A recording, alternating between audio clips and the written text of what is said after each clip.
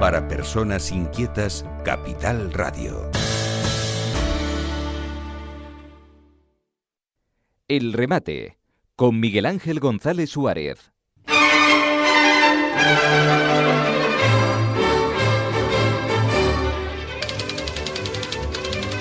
Bueno, ya tenemos con nosotros a Abel Román, coordinador de la Alianza de Vecinos en Canarias, el portavoz de los vecinos en este archipiélago. Ya saben que lo pueden encontrar en las redes sociales y si tienen algún problema, diríjanse a Abel Román, coordinador de la Alianza de Vecinos en Canarias. Abel, buenos días. Muy buenos días, Miguel Ángel. Tenemos mucha información hoy. Pues sí, pues hoy tenemos bastante información y sobre todo temas agradables. Vamos a empezar recordando que el pasado día 9, el domingo, tuvimos la suerte y la felicidad de que el señor Carlos Alcaraz ganara el torneo de Roland Garros. Sí. ¿Por qué digo el tema este? Porque también el día 9 fueron las elecciones europeas. Y hicimos una comparativa de cómo ganó Carlos Alcaraz el torneo y cómo se desarrollaron las elecciones legislativas, ¿no? Entonces, ese día 9 se juntaron dos actividades humanas. La final de tenis de Roland Garros, con ganador Carlos Alcaraz, y las elecciones al Parlamento Europeo por parte de los políticos. No pudimos evitar la comparativa de actuación y comportamiento para lograr la victoria, uno en el tenis y los otros en las elecciones políticas. Mientras uno, el tenista Alcaraz, basó su objetivo de éxito en el trabajo, la disciplina, la constancia, el esfuerzo, el control emocional, la inteligencia y la honradez en el juego limpio, sin trampas. Mientras que los otros insultan, hacen trampa, utilizan su poder para lograr beneficios personales y familiares, y utilizan la mentira justificándola porque es necesaria para conseguir y mantener el poder. Esto es inaudito. Se calumnian, se difaman sin ningún rubor. Qué lejos quedan los tiempos donde un apretón de mano de nuestros abuelos era ley, y la mentira inconcebible, y la honradez lo normal. El partido de Alcaraz me hizo recordar esa época y la nuestra, donde muchos seguimos siendo gente humana y honrada. Y comparándolo con los políticos y la política actual, el contraste es penoso. No sé si usted estará de acuerdo en este tema. Porque era tan... usted ve el partido de cómo enseguida, rápidamente, cuando no cometía un fallo, pues había una rectificación de buenas maneras, etcétera, etcétera. Y sobre todo lo que tenía que hacer un tenista para llegar a esa situación de especialización, de esfuerzo, de trabajo, tanto unos como otros, ¿no? Después cada uno fallaba más o menos, pero dentro de unas conductas honorables, humanas. Y cuando uno ve la política en general, es penosa la situación, Se mienten de una manera sin ningún rubor y además te la justifican, ¿no? Es que para conseguir el poder yo puedo mentir. Como dice un político, la mentira se hace virtud. Pero bueno, pero no, la mentira se hace verdad, que es peor. La mentira se convierte en verdad luego. Sí, pero ellos dicen, hacemos de la necesidad virtud, o sea, de la mentira virtud. Entonces, yo no sé a dónde vamos a parar, y hay que recordar que si no tenemos unos límites de lo que es la moralidad y la ética, vamos mal, Vamos muy mal. Así no se puede, no todo vale en la vida para conseguir un objetivo. El fin no justifica los medios. Tiene que haber una cierta decencia, una cierta honorabilidad, una cierta ética, como por ejemplo en un partido de tenis, que ni siquiera gritan, que hasta respetan el juego, el silencio, para que los jugadores se concentren, tanto, no solamente por parte de los jugadores, sino por el público. Después, cuando se hace un punto, pues la gente se festeja, se festeja, ¿no? Pero se respeta la concentración del tenista, O sea, y qué casualidad que fueron ese mismo día 9 lo que se celebraron tanto el partido, el torneo de Roland Garros como el tema de los políticos, lo que hizo el contraste tan tremendo de cómo se actuaba de unos y cómo actúan otros. En fin, esto es una reflexión que yo quería hacer a este respecto porque todavía nos queda que sufrir bastante con esta situación. Pasamos a otro tema. Me manda un oyente un mensajito que lo agradezco. Dice, en 2 días han llegado a Canarias 805 migrantes, en 2 días. 365 al Hierro, 226 a Gran Canaria, 99 a Tenerife, 115 a Lanzarote, 805. Y todos los días es la misma historia. ¿Y qué dice esa gente que dice que está bien, que hay que seguir recogiendo a los negritos, hay que seguir acogiéndolos? ¿Con qué dinero? ¿Con el nuestro? ¿Con qué dinero? ¿Con el nuestro? Porque, ¿y qué pasa con las 3.000 personas que viven en la calle? Nada, las que viven en la calle están bien porque hace buen tiempo. Porque yo les recuerdo a todos los señores que dicen que tenemos que ser humanitarios, pero humanitarios con cabeza. Porque no olviden ustedes que en África hay 1.400 millones de personas. Díganme ustedes cuál es el límite para coger y decir, señores, basta ya. Porque hay una cosa que se llama repatriación, entrando por las pateras y cogiendo un avión y devolviéndolo a los países de origen. Usted va a Australia y como otros países del mundo occidental, y como no tenga sus papeles en regla, esa misma día lo devuelven a su país de origen. Vamos a ver, estamos aquí un poco con un buenismo que cae en la estupidez humana. Yo no entiendo el tema pero lo vamos a pagar, porque a esas personas hay que dar un servicio, y cada vez, decía un político, que todos los días se apuntan a la seguridad social personas nuevas, 1.300 personas. Así tú vas a la seguridad social y te encuentras una muchedumbre que esto cada vez va a ser más insoportable. Hay que poner un freno a todo esto. Bueno, vamos a pasar a otro tema que tiene que ver con un parque infantil que están arreglando en la calle Fernández Navarro, y los vecinos... ¿Dónde, Fernández Navarro, dónde? Eso está en Santa Cruz de Tenerife. En Santa Cruz de Tenerife. Eso por la parte de atrás del mercado, Vale, para que se vea un poco. Es una calle peatonal que va al Corte Inglés.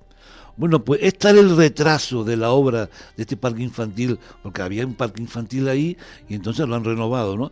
Pero está tardando tanto tiempo en abrirse que los vecinos han puesto un cartel muy simpático que pone: los vecinos han puesto un que dice, se me va a acabar la infancia de tanto esperar al nuevo parque. Bueno, el buen sentido del humor. Terminen ya la obra, pone el cartel. Yo no sé, digo, vamos a ver, dice otro vecino, dice, no se quejen que las pirámides de Egipto tardaron más en construirse.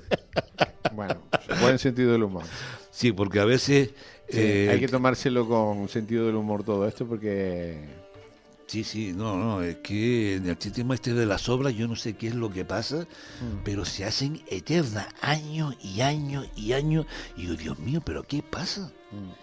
¿Qué pasa? ¿A qué se debe tan? Es decir, la administración autonómica en todos los aspectos tiene un retraso de tal categoría y cada vez ponen más leyes para retrasarla más y para hacerla más complicada.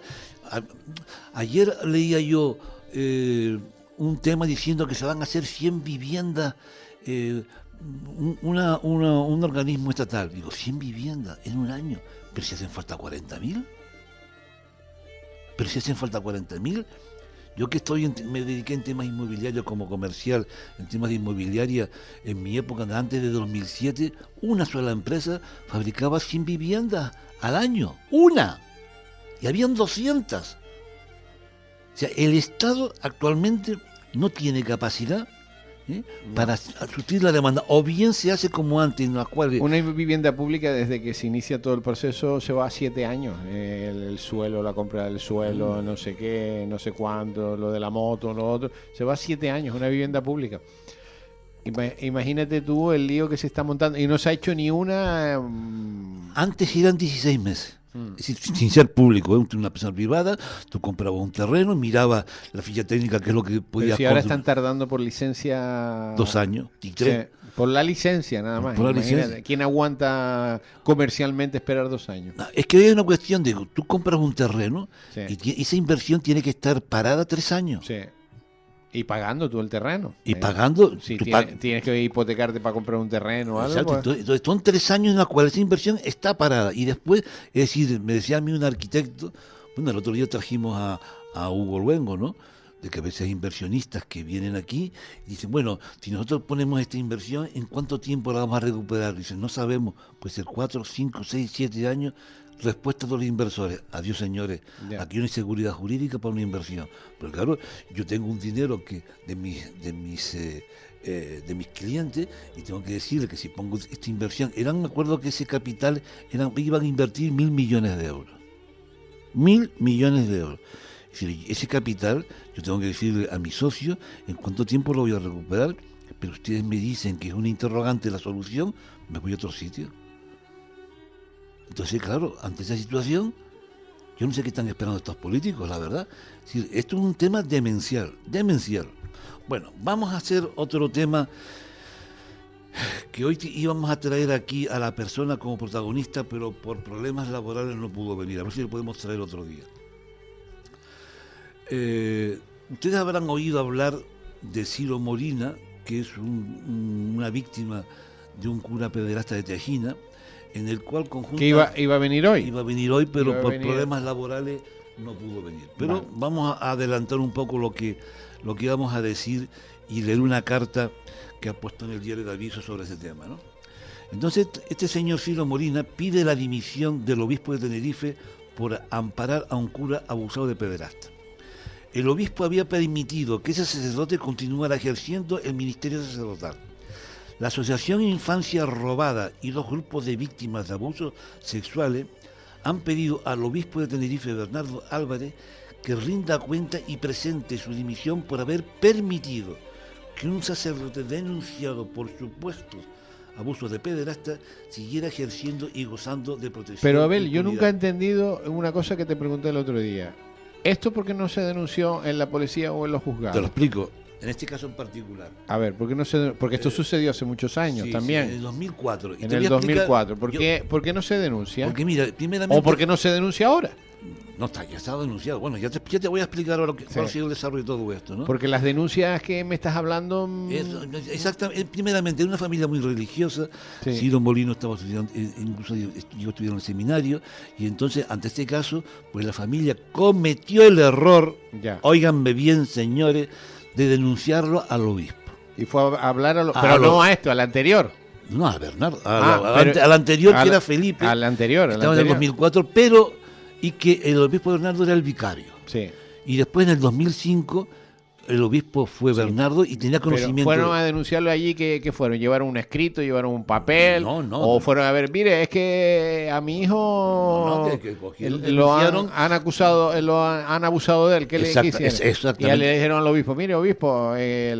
Capaz que le contaron el tema de que habían abusado de este pobre chico. Y llevaron un papel con la historia. No llevaron nada. Esperando para que y el obispo los convenció. ¿Qué les dijo? Hijos míos y tal, rezar un Padre Nuestro, recen 3 Padres Nuestros y ya está. Exactamente. Y esta familia se fue encantada para su casa. No, esta familia lo que hizo fue esta familia fue que esperó, y como no tenía medio y una familia de pueblo. No tenía pero si no hay que tener medios, hay que ir a la policía y denunciar. Pero no tenían conocimiento, fueron presionados, el pueblo se opuso, parte del pueblo se opuso, porque hay una cuestión con el tema de los pederastas. Ya. Cuando se denuncia, hay una gente que coge y hace de la víctima otra víctima, diciendo que es mentira, que tal, que cual. Eso está claro, siempre va a haber alguien que diga que es mentira. Y que entonces sacrifican al niño abusado que tenía 9 años. Ya. Y defienden al cura. Que siempre ocurre lo mismo, siempre... O sea que la familia decidió no denunciar. La familia ¿Y ahora por qué sale todo esto? Espérate. Después, una vez sabiendo todo el tema pues claro, las cosas avanzan y la gente se provoca, ¿no? Entonces, en vez de el sacerdote, además, por lo visto, reconocieron el hecho. Entonces, en vez de coger a este cura y apartarlo y echarlo y hacerle un juicio canónico para apartarlo del tema, que eso lo hizo Bernardo después de 10 años. Y después el cura, de motu propio, renunció. Porque claro, ya las circunstancias empezaron a cambiar y ya la gente se iba organizándose y empezaron a tomar miedo. Pero en esa época estuvo este tipo, este cura pederasta de Tejina, 10 años ejerciendo como cura de la mano del obispo actual, a sabiendas del obispo de lo que había ocurrido. Ya. Entonces, el sacerdote de Tejina, que siguió ejerciendo después de ser denunciado en el 2004, siguió gozando de impunidad y protección después de que accediera al episcopado del actual obispo. O sea, el obispo actual tenía conocimiento de estos supuestos abusos. Ya. En la carta incide que el obispo se esperaba un comportamiento responsable y ético desde que se convirtió en el líder espiritual de la Iglesia diocesana en 2005. Y su deber era garantizar la integridad y la seguridad de todos sus miembros, especialmente los más vulnerables. Porque el problema de estos curas pederastas a los cuales no se les aparta es que tú los pones en condiciones de que sigan actuando de una manera como delincuentes. Por el contrario, el obispo permitió que ese sacerdote continuara ejerciendo en el hogar del Santísimo Cristo de la Laguna, que gestionaban las hermanitas de los ancianos desamparados durante los 10 años siguientes. Bueno, ¿qué pasó a continuación? Pues que... Yo este tema no entiendo nada, porque vamos a ver, ahora sí, ahora se está poniendo en lisa este tema, cuando hay que ir ahí a la policía y denunciarlo. Es que es un error de esta gente que comete, porque primeramente... ¿Pero que lo sigue cometiendo a través de los años? No, Porque, lo que pasa es que este tema... ¿Y de qué vale pedir la dimisión del...? Porque cualquier persona puede decir, oiga, si usted ha sido abusado, vaya y denuncie. Porque si no, no lo creo. No lo creo. Ahora tenemos este convencimiento, pero antes, en el cual, y sobre todo en familias católicas que iban a misa, porque ese chico era monaguillo. Ya. Entonces, claro, familias religiosas, con la autoridad del cura, del obispo, etcétera, etcétera, pues ellos tenían la confianza de que la iglesia les iba a solucionar el Y tema. ahora el abusado ya es mayor de edad. Ahora ella es mayor de edad y va a venir aquí. Iba a venir aquí. Me dijo que si podía hablar por la radio, pero este tema me gusta a mí que fuera Vale, además en a ver persona. si la semana que viene lo tenemos aquí. Vamos a ver, si no lo haremos por teléfono. Pero acaba de escribir una carta Sí. con respecto...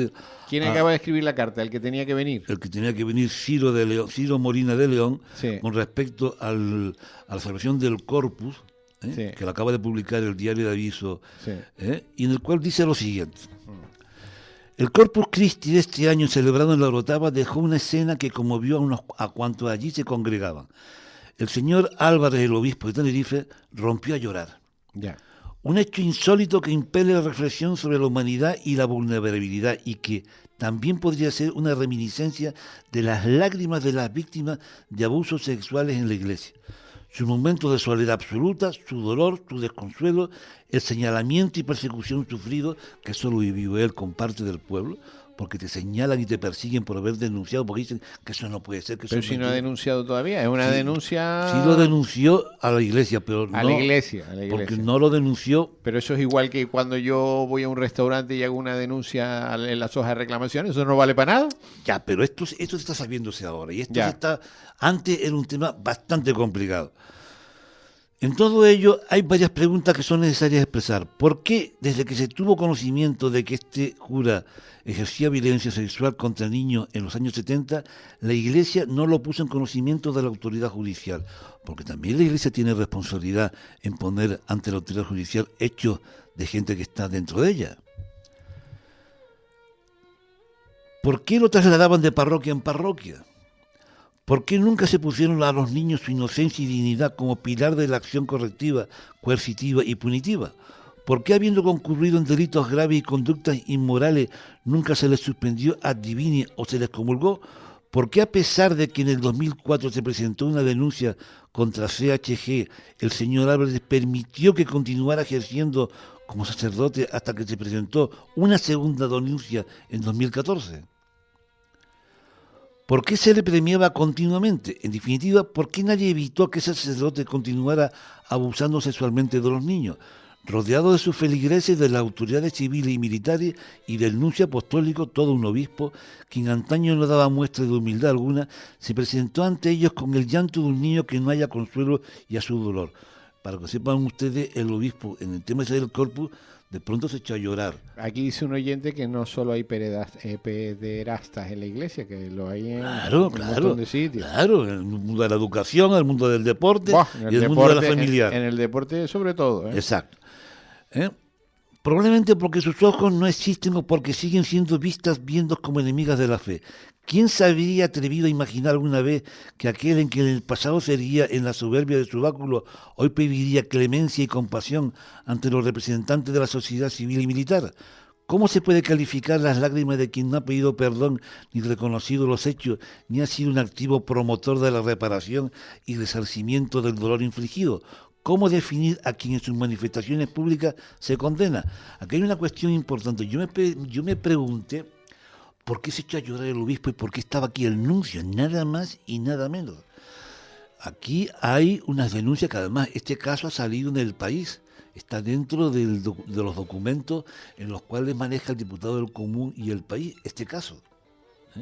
Y el obispo está inculpado supuestamente por proteger a un supuesto pederasta, ¿no? Entonces, que el nuncio estuviese aquí en este tema del corpus y sobre todo viendo cómo está el tema de que ya ha cumplido la edad, que tienen que jubilarlo, que quieren que quitarlo ya, pues todo esto me daba a mí mucho que pensar, ¿no? Es que el nuncio ha venido para decir, se acabó el tema. No olvidemos que nosotros hemos escrito también una carta al nuncio, está prevista que la leamos en un momento dado, ¿no? Pidiendo una renovación de este obispo para que entre aire fresco a esta situación. Por lo tanto, dos cosas que queremos hablar sobre el tema de la pederastia.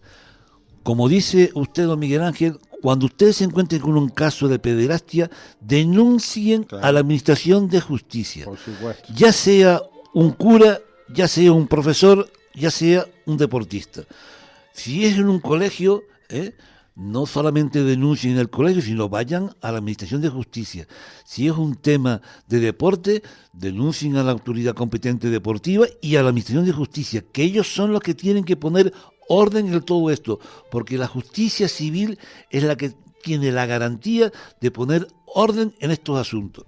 Y por último, con el tema de la pederastia, yo quiero recordarle a todos los padres que tienen niños pequeños a partir de 3 años la regla de Kiko. Uh-huh. La regla de Kiko es una regla que hizo la Comisión Europea para que los padres educaran a sus hijos a defenderse de un pederasta a partir de los 3 años. Y dice lo siguiente: a un niño hay que decirle, porque un niño pequeño, sobre todo cuando está en un ambiente familiar, que es el más normal, en el cual puede pasar, porque hay tíos, abuelos, etcétera, etcétera, que abusan de sus familiares pequeños, ¿no? Tiene que decirle usted a su hijo que tu cuerpo es tuyo y si no te gusta que te toquen, tienes derecho a decir que no. Muy importante. Porque si viene un abuelo, un tío o lo que sea, y empieza a manosearte, el niño, como es una persona de su ambiente familiar y de su ambiente seguro, no tiene criterio para decirle, oye, no me toque, porque como es una persona mayor, puede que esté haciendo bien. Entonces hay que decirle al niño que él tiene derecho a decirle que no te toque porque no me gusta. Otro tema muy importante es que al niño hay que decirle, mira, cuando tu ropa interior nadie te la tiene que tocar. Esto solo tiene que decir la madre y el padre. Nadie te tiene que tocar tu ropa interior. Y si alguien te intenta tocar tu ropa interior, tú tienes que decir que no. Muy importante. Porque al niño hay que darle unas claves de actuación, dadas por la máxima autoridad que es su madre o su padre. Y tercero, que esto es muy normal en lo que hacen los pederastas, ellos cuando te abusan de ti, te dicen, oye, esto que te he hecho yo es secreto, ¿eh? Incluso van acompañadas de amenazas si lo dicen. Entonces, la madre tiene que decirle al niño que cuando alguien te dice que algo es secreto, quiere decir que se lo tiene que contar a mamá y a papá. Estas son 3 reglas sencillas que hizo la Comisión Europea, que se llama la regla de Kiko, que si ustedes quieren verla más ampliada, los pueden ver en internet y pueden, si tienen niños o niñas de 3 años, hay que prevenir. Para nosotros lo principal de todo el tema de la pederastia es prevenir que no ocurran ese tipo de casos. Después, desgraciadamente, cuando ocurran, pues hay que tener unas actuaciones eficaces para poner tope a este tipo de cuestiones. Y no olviden ustedes una cuestión muy importante. Nosotros, el Frente Cívico contra la Pederastia que nosotros organizamos junto con don Antonio Alarcó, logramos que en el Senado se abriese una ley en el cual decía que una persona, que cualquier trabajo en el cual haya niños, todos los trabajadores tienen que tener certificado de penales de estar exentos de sentencias penales por pederastia. Muy importante. Cuando ustedes vayan al colegio, a un tema deportivo y tal, pidan si todo el personal tiene esos certificados en orden y al día. Muy importante, porque eso prevendrá que casos como este ocurran. Y ya... Nos queda nada, un minuto. Un minuto. Bueno, simplemente quería tratar el tema de lo que es la ocupación, porque un magistrado del Supremo, Vicente Magro, ha publicado cómo afrontar jurídicamente la ocupación ilegal de un inmueble. Entonces, dos cosas importantes que tienen que saber los que tienen un piso o se encuentran que alguien le ha pegado una patada en la puerta. Es muy importante que cuando alguien ocupe un piso, si no han pasado 72 horas, la policía puede expulsarlos inmediatamente. En cuanto ocurre esas 72 horas, ya tienen que esperar por lo menos 2 años de juicio.